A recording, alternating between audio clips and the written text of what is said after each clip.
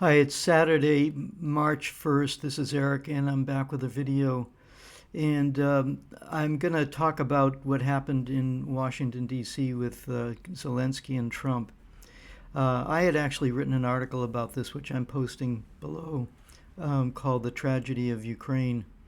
And in that article, I basically predicted that Ukraine would be decided as a losing proposition in the quote unquote great game that the West has been playing for the last 500 years, destroying countries when they can, and if they can't, they simply walk away.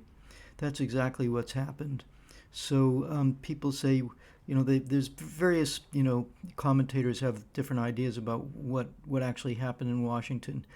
In my opinion, what happened was that uh, Trump has decided that not just Trump, but the real owners of the United States have decided that they've lost the game. Zbigniew Brzezinski wrote the book The Grand Chessboard, and he talked about using Ukraine as a battering ram to destroy Russia to get hold of its resources. And Brian Berletic has pointed out that the Rand Corporation had written a paper called Extending Russia, which talked about using Ukraine as a battering ram to destroy Russia and steal its resources. And guess what? They were all wrong.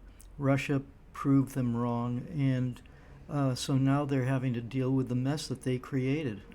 And the thing that's so disgusting about this is the fact that having the U.S. They staged a coup in 2014 after sowing the seeds of fascism within the and fascism and Russophobia within the Ukrainian population for decades. They staged a coup in 2014 using the grandchildren of the Nazi collaborators in World War II, armed Ukraine to the teeth, bombed the people in eastern Ukraine who were Russian speaking with the idea eventually, they failed initially.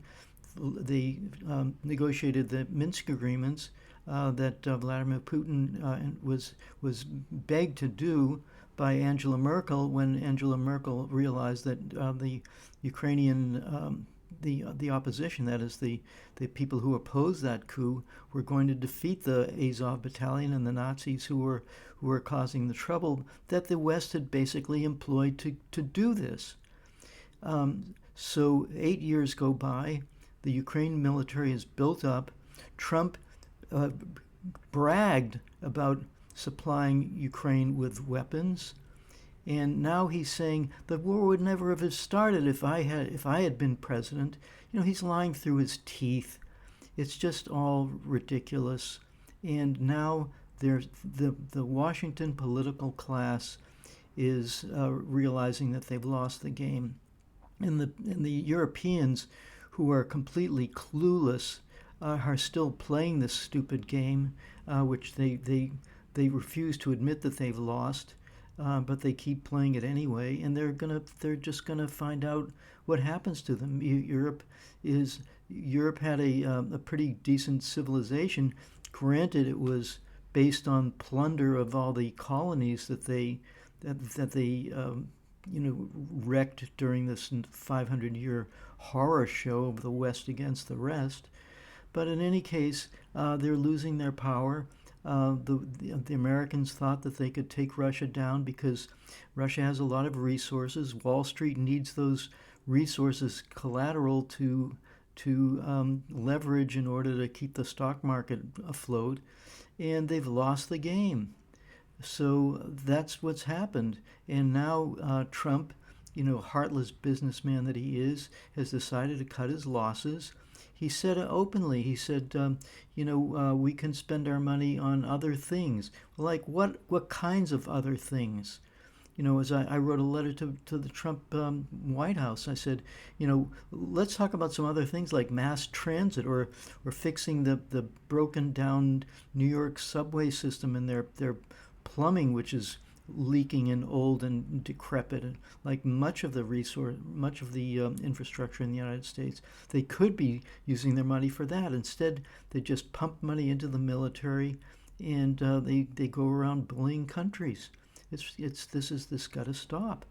But in any case, the Trump administration has realized that this is not going to work, and so they basically set up Zelensky comes to Washington, and it looked to me, when I saw what happened, it looked to me like Trump and Vance, especially Vance, was like he's like the assistant to the mob boss, and he lights into Zelensky. He makes Zelensky be defensive. Zelensky doesn't have the emotional maturity to realize that he's being trapped, and as a result, this melee occurs, and Zelensky's summarily kicked out of the White House, and Trump says, "Fine, it's all Zelensky's fault, so we're going to just ditch Ukraine." That's basically what's happened. And but I predicted this in last October. The trajectory was quite clear. So that's what I want to just point out in this video. And as I say, I've posted the article that I wrote back in October 2024, just saying this is the trajectory that this whole catastrophe is on. And I have friends in Ukraine. I have one woman who's actually in Ukraine as I record this, and her city is like right next to. It's like right in the next up to be attacked by the Russians, and she's saying, come to liberate us from this terrible regime that we've been under since 2014. And she says, and she's not the only one. There's a lot of Ukrainians who haven't been brainwashed by the Western narrative over the last 8 to 20 years, and that will be the end of Ukraine. I think that if there's anything positive that will come out of this whole nightmare that Ukraine has undergone since it left the Soviet Union, it was the biggest mistake they ever made. Ukraine had a vibrant economy. It was one of the best economies in the Russian Federation. When the Soviet Union broke up, they had industry, they had agriculture, they had a great movie industry, which had wonderful movies that were on YouTube until they took it down because this is a dramatic degeneration of Ukrainian society, and it was all due to Western meddling in Ukraine. Just shameful, shameful, shameful. So that's what I've got to say here. And as a final, what can I say, warning and exhortation,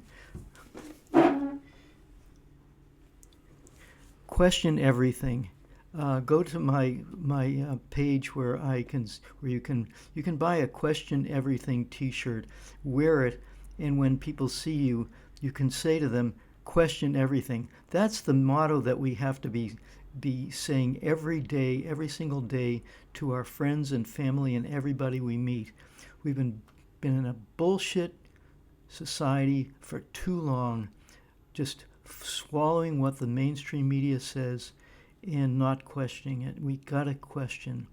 So, and this is the result: another destroyed country. We gotta stop this. So thanks for listening, and I'll catch you next time.